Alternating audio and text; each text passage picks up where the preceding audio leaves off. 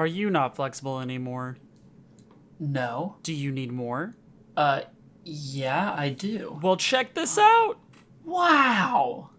Now, if that didn't sell the class to you, honestly, I don't know what will, okay? Scout-Nins are great, super flexible, jack of all trades, master of none, that whole kind of gig. So if you're looking for a class that is super flexible and can do pretty much anything, you came to the right place. Now, I do want to talk about a little rumor I heard, okay? There's been something going around that if you subscribe to this channel, you do become more flexible, okay? And listen, I did it, and I'm just saying, I'm looking just as flexible as I could be, okay? Now, it might not work for everyone, all right? It might not, but it worked for me, so, give it a shot. Okay, now, honestly, for Scout-Nins, this video is going to be pretty short, and let me give you a quick example why. That's right, you know it had to happen, okay? With these guys right here, all right, all 6 of them, you can put your number in any of them, okay? And I mean that in the most literal sense. It's really heavily going to depend on your subclass, and you're going to hear me use that for a lot of this video, but it's true. With Scout-Nin, their kind of main class doesn't really focus on anything in particular, like Ninjutsu Specialist is all about jutsus, Medical Nin's all about medical type stuff, right? Hunter Nin's all about being a hunter, being an assassin. Scout-Nin, you're a scout, jack of all, master of none, that's what you thrive in. So, you can really push your character any direction with this class, and that goes with ability scores. Now, I'm going to do something I ain't never done before on any of these class review, class help videos, okay? We're putting clans, jutsus, combat expectations, and roleplay expectations into literally one big category. You know why? Because it's a Scout-Nin class, okay? We're going to get to subclasses here in a second because that's honestly the most important part of the Scout-Nin in general. But the reason I'm combining them all is because it's so heavily dependent on that. Your jutsus are going to be a number of different things depending on what you're doing. Same thing with your clan. It even specifies in the book, you can read it right here, literally any clan works. It's like pick a clan, throw it in there, Scout-Nin is versatile enough to make it work. Which they're right. And then with combat and roleplay expectations, depends on your character. If you're going a little more into ninjutsu with them, you can have a high intelligence, you can have a really smart character, right? Your fighting style is going to be very jutsu dependent. You might be a clone specialist type beat, and you're running around with 50 of you on the battlefield, right? So, that's why they're all getting combined, just so you're aware. Now we'll hop into subclasses where I can give you some actually useful info about the class. All right, now we can get into the juice of the Scout-Nin class, which is the subclasses. And one thing to point out, I'm not going to be going over every single maneuver in this video. If you're wanting something like that, maybe in the future we can talk about them individually, but we would be here a while. And basically, maneuvers are kind of like intelligence operatives' plans that they can use, except every single subclass has their own set of maneuvers that they get to use in different ways. So if you are going with the Scout-Nin because you want something a little more versatile, definitely check out the maneuvers of every single subclass before hopping into them, because those are going to heavily influence your style of combat, roleplay, and all that kind of jazz.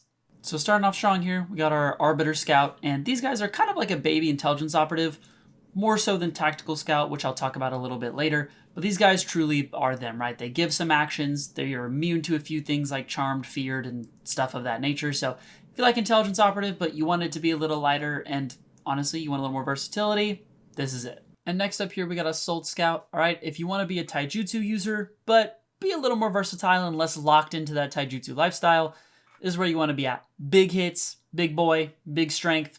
That's how it goes around here. And now for one of the more unique ones in the Scout-Nin class, that's going to be the Cloning Scout. Now, these guys are probably going to have some changes soon, and that's mainly just because they're changing clones in general. Clones have been a little janky lately, and there's been people finding some not super fair combinations and things like that when it comes to using the clones, so it'll probably be shifted soon, but nonetheless, you're still going to be focused on clones. So if you like the idea of having 5 of you on a field, going ham, going crazy, hey, get you some Cloning Scout in your life. And now for an option that's a little more on the nose, it's going to be the Defensive Scout. And these guys are focused on just that, defense. Now, it's not just for themselves, it's for their teammates as well, using a lot of chakra shields, temporary hit points, things of that nature. So if you want to be supportive, but be really focused on like beefing up your teammates when it comes to like their health total and how many hits they can take, Defensive Scout's up your alley. And now for your somewhat ninjutsu specialist E kind of scout, it's going to be the elemental scout. Now the elemental scout's pretty cool. You get to pick an element, and not only do you get stronger with that element, but you even gain some resistances to it and are stronger against it as well. So if you like the concept of being super set on a single element and kind of, going ham jabroni on it while being pretty versatile, elemental scout is yours. And now for another subclass that's a little more unique, that's the Pathfinder Scout. These guys, they're your zoomy boys. Okay, you trying to go Sanic fast, Pathfinder Scout is your go-to. And it's genuinely, that's their kit. I have no other way to explain it. If you want to move around, hard to catch, hard to hit, just zipping and zapping and zooming, go for Pathfinder Scout. Now, if those options not been sneaky enough for you, well, welcome to Phantom Scout. All right, these guys are your Hunter Nin E kind of class, right? So they're going to be get in, hit, get out kind of beat. That's what they're looking for.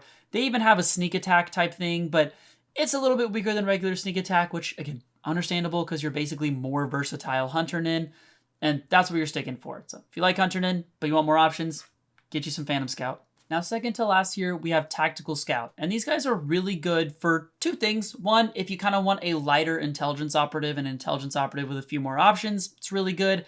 The other thing that it's also really good for is that it buffs your other aspects of being a Scout-Nin. So a lot of your kind of basic class things that you get that aren't involved in subclasses actually get amped from this subclass. So if you like what the Scout-Nin does on its own without its subclasses, Tactical Scout's going to be a really good option and probably is going to be your vibe.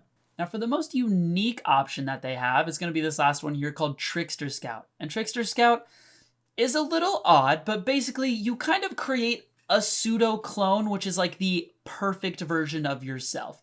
And they help you with a lot of different things, both in and out of combat. If you want a subclass that helps a lot with roleplay and helps a lot with out of combat options, Trickster Scout's definitely going to be your thing. And past that, he also helps you in combat in general, your kind of pseudo-clone thing that you have. So if you like the idea of that and you like having a perfect mold of yourself that you can kind of call upon, well, hey, maybe Trickster Scout is the class for you.